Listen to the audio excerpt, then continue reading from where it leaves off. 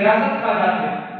تم وراثت کو سمجھتے ہو کہ یہ ہماری اپنی جمع پوجی ہے، یہ سب کچھ ہمارا ہے، ہم نے کسی کو نہیں دینا، ہم جیسے چاہے تقسیم کریں،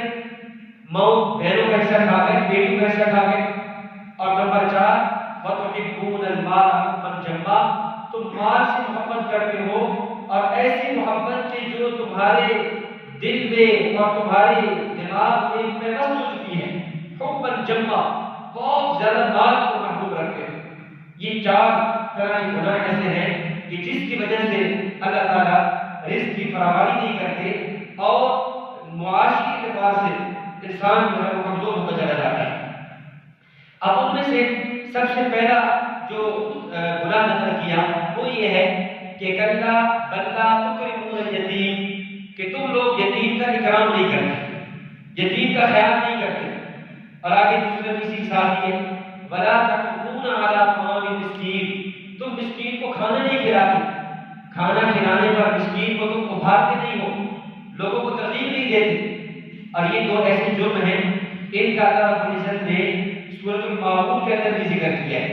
یہ سورۃ تو ہمیں سے تقریباً ہر وقت یاد ہوتی ہے، آخر 10 صورتیں یاد بھی ہوتی ہیں۔ ہمارے یہاں تبلیغی جماعت میں مستقلاً ان 10 صورتوں کا مذاکرہ کرایا جاتا ہے، روزانہ یاد کرائی جاتی ہے کہ کم از کم یہ 10 صورتیں تو اس یاد ہو جائیں تاکہ ہم اپنی نمازوں میں پڑھ سکیں۔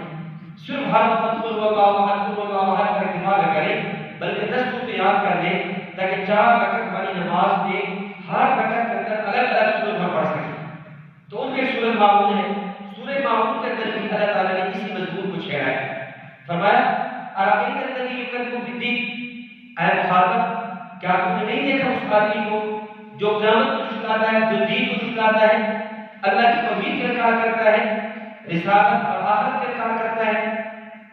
فَذَلِكَ الَّذِي يَدُعُّ الْيَتِيمَ، اور یہ وہ بندہ ہے جو یتیم کو دھکے دیتا ہے، یتیم کی حاجت نہیں پوری کرتا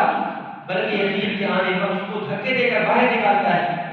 اور وَلَا يَحُضُّ عَلَىٰ طَعَامِ الْمِسْكِينِ، اور مسکین کو کھانا کھلانے پر بھی ابھارتا نہیں ہے، نہ وہ کھانا کھلاتا ہے نہ کسی کو ترغیب دیتا ہے یہ مسکین ہے، یہ یتیم ہے، یہ فقیر ہے، یہ بیچارہ محتاج ہے، معذور ہے، یہ مشکل حالات میں ہے، اس کے حالات کو درست کرے اور اس پر کچھ خرچ کرے۔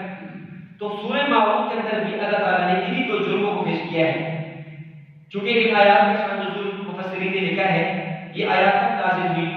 جب کوئی مسلمان غریب اس طرح یتیم محتاج جب کسی کافر کے پاس کوئی چیز مانگنے کے لیے جاتے ہیں اپنی ضرورت کو مانگنے کے لیے، تو اس موقع پر وہ لوگ دھکے دیا کرتے تھے اور کہا کرتے تھے تم تو مسلمان ہو، تمہارا ہم سے کوئی تعلق ہی نہیں ہے، اور جو ان کو دور کیا کرتے تھے۔ اس موقع پر اللہ نے آیت اتاری کہ فرمایا کہ یہ جو کام ہے یتیم کو دھکے دینا، مسکین کی حاجت کو پورا نہ کرنا، یہ تو کفار کا کام ہے۔ اگر آج مسلمان کرتا ہے تو مسلمان کو یہ کام زیبا نہیں ہے، کیونکہ اصل یہ کام مشرکین کا ہے، کفار کا ہے کہ ان کے دلوں کے اندر مسلمانوں کی، یتیموں کی، مسکینوں کی اہمیت نہیں ہے۔ اور دوسری آیت سورۃ المدثر 29 پارے کے اندر بھی اللہ تعالیٰ نے جب اہل جہنم میں جائیں گے تو جہنم میں جانے کی بنیادی وجہ کیا ہوگی، بنیادی جرم کیا ہوگا، اس کو اللہ رب العزت نے اس انداز میں پیش فرمایا کہ جب اہل جہنم میں جائیں گے تو ان سے پوچھا جائے گا ما سلککم فی سقر، سقر یہ جہنم کے طبقے کا نام ہے، ما سلککم فی سقر کہ تم جہنم کے اس طبقہ سقر میں کیوں پہنچے، تمہارا کون سا جرم تھا، تمہارا کون سا قصور تھا، تمہاری کون سی غلطی اور کون سا گناہ تھا جس نے تمہیں جہنم کے اس طبقے کے اندر پہنچا دیا۔ قالوا، تو جہنمی جواب دے، اب جواب کے اندر وہ 2 باتیں پیش کریں گے۔ نمبر 1 لم نکن من المصلین،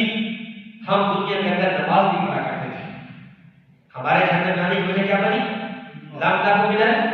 المصلین، ہم دنیا کے اندر نماز نہیں پڑھا کرتے تھے۔ اور نمبر 2 ولم نکن نطعم المسکین، ہم مسکینوں کو کھانا نہیں کھلایا کرتے تھے، ہم مسکینوں کی ضروریات کو نہیں پورا کرتے تھے، ہم غرباء فقراء کی حاجات کو نہیں پورا کرتے تھے، اس وجہ سے ہمیں جہنم کے طبقے کا درجہ لگے۔